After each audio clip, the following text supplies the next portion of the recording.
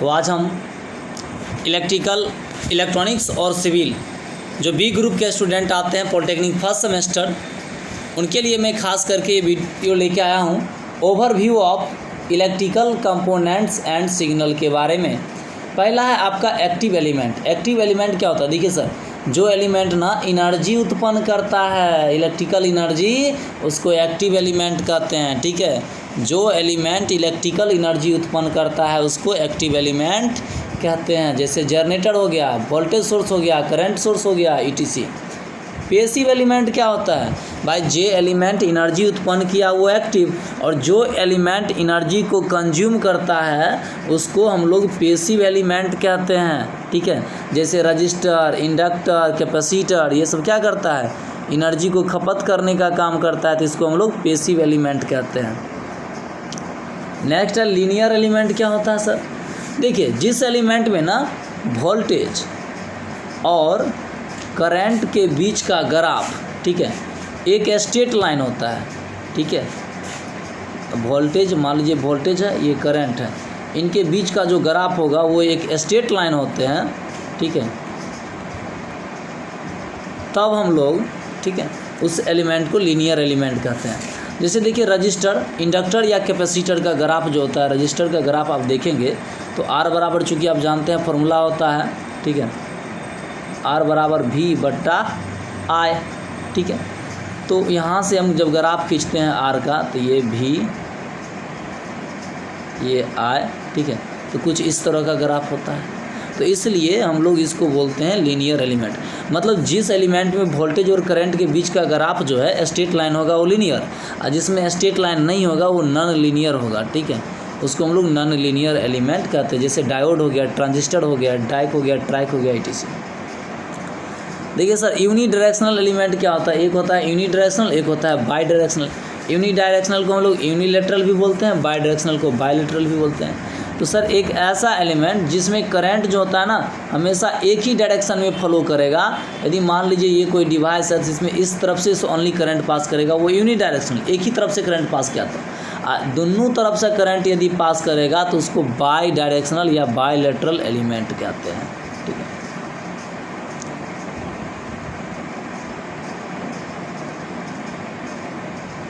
Next है sir resistance.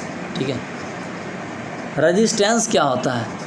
The property of material which opposes the flow of electric current. मतलब किसी material का एक प्रॉपर्टीज होता है जो करंट के फ्लो का, यानी करंट का बहाव का, ठीक है, अपोज करता है, विरोध करता है, उसको हम लोग रजिस्टेंस कहते हैं। यानी किसी मटेरियल का वह प्रॉपर्टी जो करंट के फ्लो को अपोज करता है उसको हम लोग क्या कहते हैं? रजिस्टेंस कहते हैं। ठीक है, इसको हम लोग कैपिटल आर से डिनोट करते हैं, इसका यूनिट ओम होता है।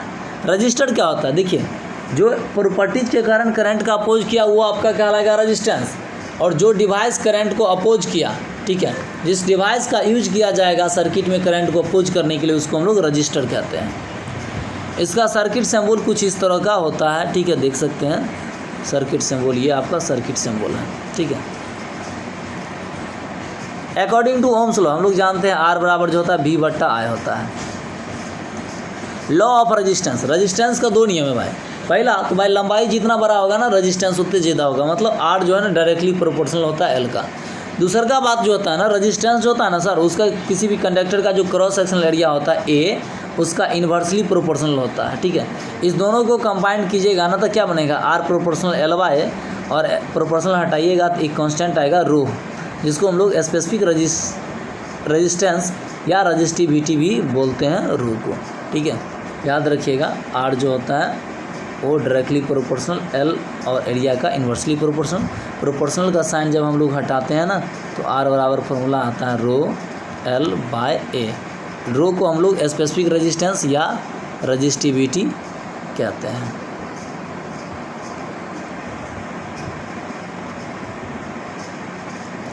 चलिए अब लोग आते हैं इंडक्टेंस पे। इंडक्टेंस क्या होता है? देखिए सर, इंडक्टेंस जो होता है ना वो किसी मटेरियल का प्रॉपर्टीज होता है। लेकिन देखिए रेजिस्टेंस क्या काम किया था? करंट के फ्लो का अपोज किया था। लेकिन सर इंडक्टेंस करंट के फ्लो का अपोज नहीं करता है, बल्कि करंट के मैग्नीट्यूड और डायरेक्शन में जो होने वाला जो परिवर्तन होता है ना सर, उसका अपोज करता है। भाई कहता है हम फ्लो को अपोज नहीं कर रहे हैं, ठीक है, हम उसमें जो होने वाला चेंजिंग है हम उसका अपोज कर रहे हैं। यानी हम मोदी जी को भाई अपोज नहीं कर रहे हैं, उनके नीति को अपोज कर रहे हैं, कहने का मतलब ये हो गया। ठीक है, मतलब करंट को तो अपोज नहीं करेगा, ठीक है, फ्लो का अपोज नहीं करता है, बल्कि उसमें जो होने वाला जो चेंजेज है, चाहे उसके मैग्नीट्यूड में हो या करंट के डायरेक्शन में हो, उसका अपोज करता है। देखिए इंडक्टर जो होता है ना, वो एनर्जी को मैग्नेटिक फील्ड के रूप में स्टोर करता है। ठीक है, इंडक्टर को हम लोग ना एल से डिनोट करते हैं।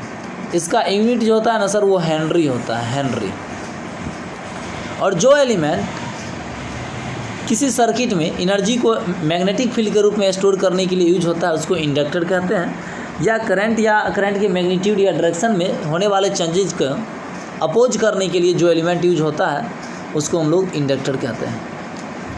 ये कॉइल है, कॉइल में इंडक्टेंस होता है। मान लेते हैं इस कॉइल का इंडक्टेंस L हेनरी है। कहता है let us considered an inductor having inductance. मान लेते हैं कोई इंडक्टर है, ठीक है, जो कॉइल इंडक्टर है और इसका इंडक्टेंस L है।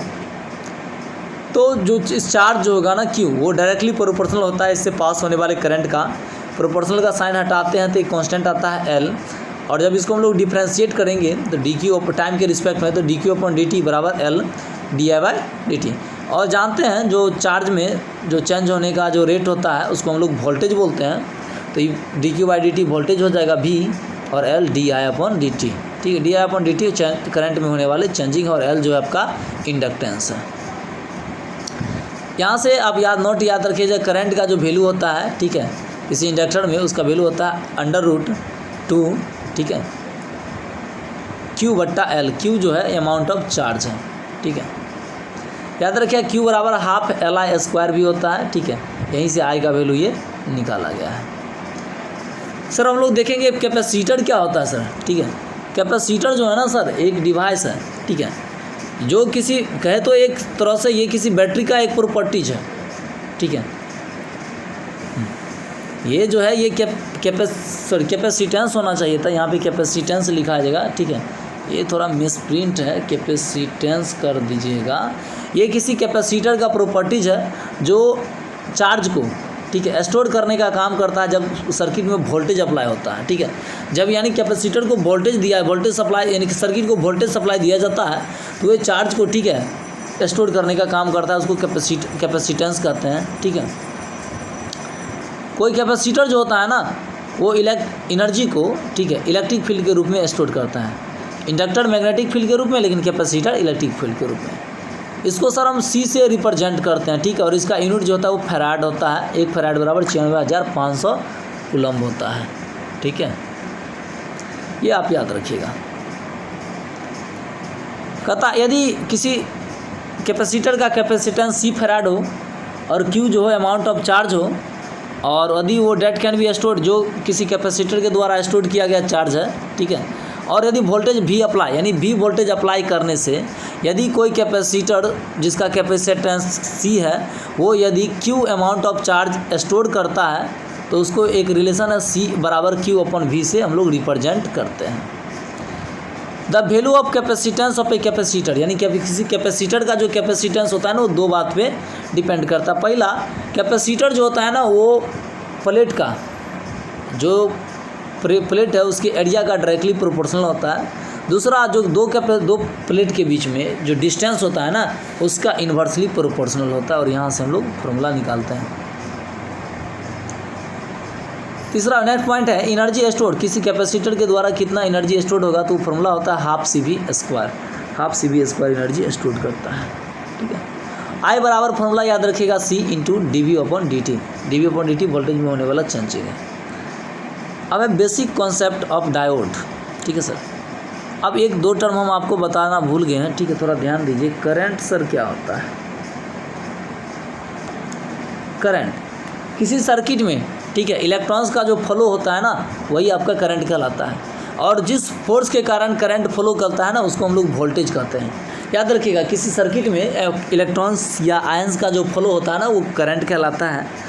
और जिस फोर्स के कारण करंट फ्लो करता है ना, उसको वोल्टेज कहते हैं। करंट का यूनिट जो होता है ना सर, एम्पियर होता है, और वोल्टेज का यूनिट जो होता है ना, वो वोल्ट होता है। करंट को एमीटर के द्वारा मेजर करते हैं, और वोल्टेज को वोल्ट मीटर के द्वारा मेजर करते हैं। करंट का यूनिट जहाँ पे एम्पियर होता है, वोल्टेज का यूनिट वोल्ट होता है। ठीक है, करंट को I से डिनोट करते हैं, वोल्टेज को V से डिनोट करते हैं। सर डायोड क्या है, हम लोग डायोड के बारे में देख रहे हैं, ठीक है, बेसिक कॉन्सेप्ट ऑफ डायोड, ठीक है। तो डायोड जो है ना सर एक तरह से सेमी कंडक्टर डिवाइस है, ठीक है, जो सिर्फ एक डायरेक्शन में करंट को पास करने का काम करता है, जो एनोड से कैथोड की ओर करंट को पास करता है। ये भी एक सेमी कंडक्टर डिवाइस ही है, ठीक है। जनरली जो है पीएन जंक्शन को ही हम लोग डायोड कहते हैं। यानी डायोड जो है ना वो सेमी कंडक्टर से बना होता है, पी टाइप और एन टाइप सेमी कंडक्टर से बना हुआ एक डिवाइस होता है, ठीक है, जिसमें करंट ओनली एनोड से कैथोड की ओर पास करता है एक नॉर्मल डायोड में, ठीक है। कहता है it has high resistance, on एक इंड पे इसमें बहुत ज़्यादा रजिस्टेंस होता है और दूसरे रजिस्टेंस इंड पे बहुत लो रजिस्टेंस होता है, इसलिए ओनली एक ही डायरेक्शन में इसमें करंट फ्लो करता है। It is mainly used in circuit to limit, देखिए किसी सर्किट में डायोड का जो मेनली यूज होता है ना वो वोल्टेज को लिमिट करने के लिए होता है और एसी करंट को डीसी करंट में कन्वर्ट करने के लिए यूज किया जाता है डायोड का मेनली, ठीक है। डायोड का ये सिंबल आप देख रहे हैं फिगर में, ठीक है, ये डायोड का सिंबल है, ठीक है। ये प्लस टर्मिनल, इधर माइनस, ये एनोड होता है, ये कैथोड होता है, इसको बार बोलते हैं।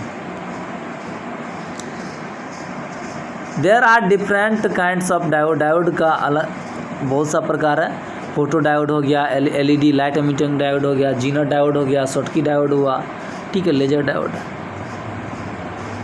अब हम लोग देखते हैं ट्रांजिस्टर, ठीक है सर। ट्रांजिस्टर क्या होता है आपको यहाँ बेसिक कॉन्सेप्ट सिर्फ पढ़ना है, ठीक है।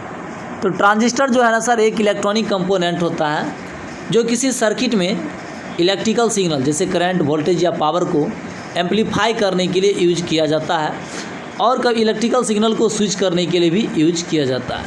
मतलब ट्रांजिस्टर एक प्रकार का इलेक्ट्रॉनिक कंपोनेंट है जो किसी सर्किट में, ठीक है, स्मॉल इनपुट सिग्नल को, ठीक है, एम्पलीफाई करने के लिए यूज किया जाता है। इन सिग्नल आप इलेक्ट्रिकल सिग्नल वोल्टेज हो सकता है, करंट हो सकता है, पावर भी हो सकता है सर, ठीक है, या ये वोल्टेज रेगुलेटर के रूप में भी हम लोग ट्रांजिस्टर का यूज करते हैं, ठीक है, वोल्टेज को रेगुलेट करने का काम करता है। ट्रांजिस्टर में, ठीक है, 2 गो पीएन जंक्शन होता है, 3 गो लेयर होता है और 3 गो टर्मिनल होता है, ठीक है। यहाँ पे देखिए कोई ट्रांजिस्टर है, ये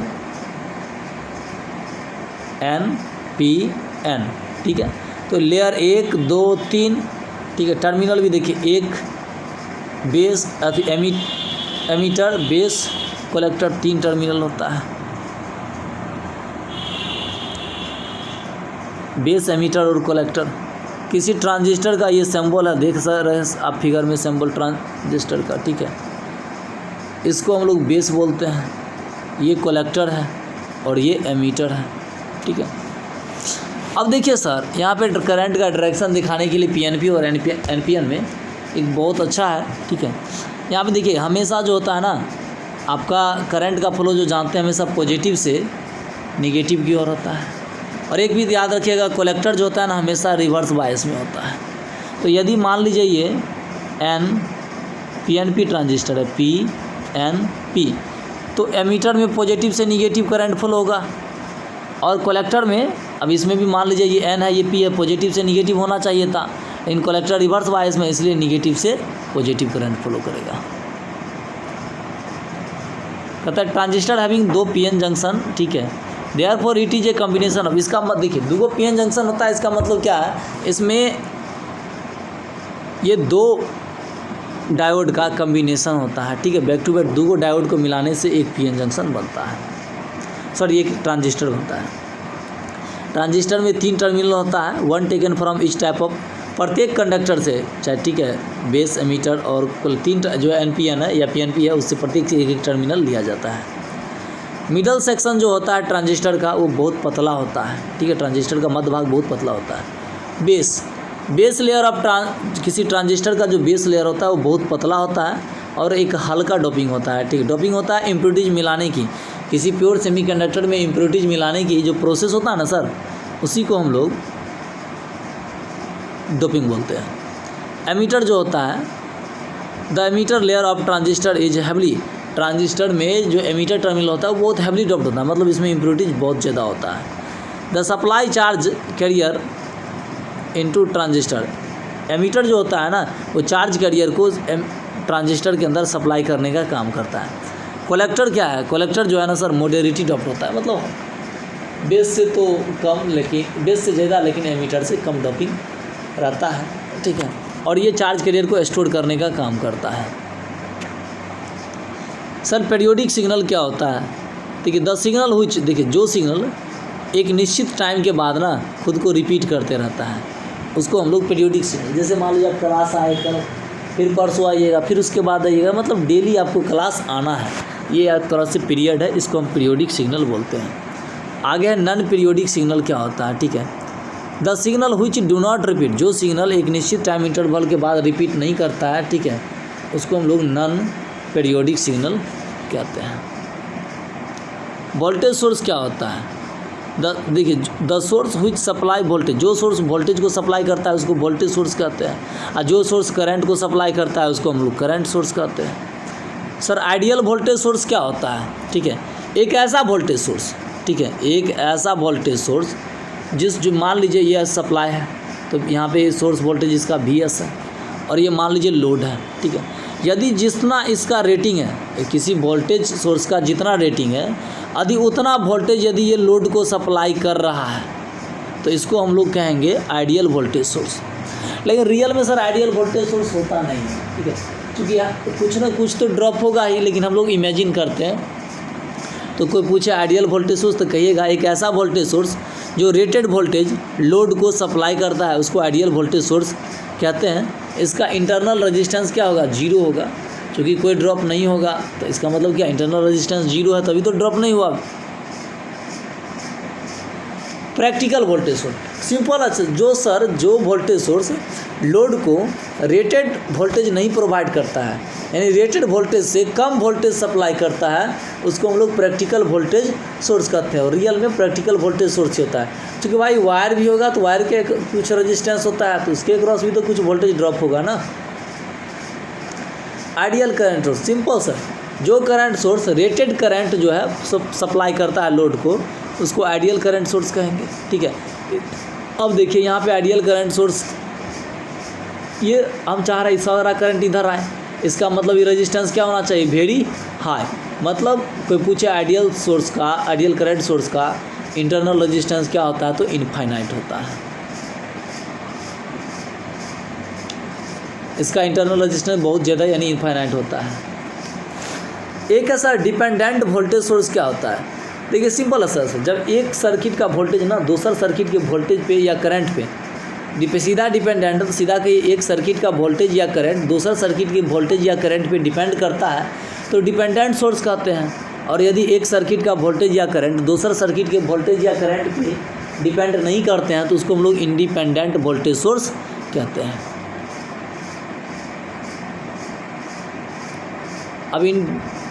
अब है इंडिपेंडेंट वोल्टेज सोर्स, तो जो वोल्टेज सोर्स, ठीक है, जब यदि एक सर्किट का वोल्टेज दूसर सर्किट के वोल्टेज पे डिपेंड करता है तो डिपेंडेंट वोल्टेज सोर्स, एक सर्किट का वोल्टेज दूसर सर्किट के वोल्टेज पे डिपेंड नहीं करता है, इंडिपेंडेंट वोल्टेज सोर्स। एक सर्किट का करंट दूसर सर्किट के करंट पे डिपेंड करता है, डिपेंडेंट करंट सोर्स।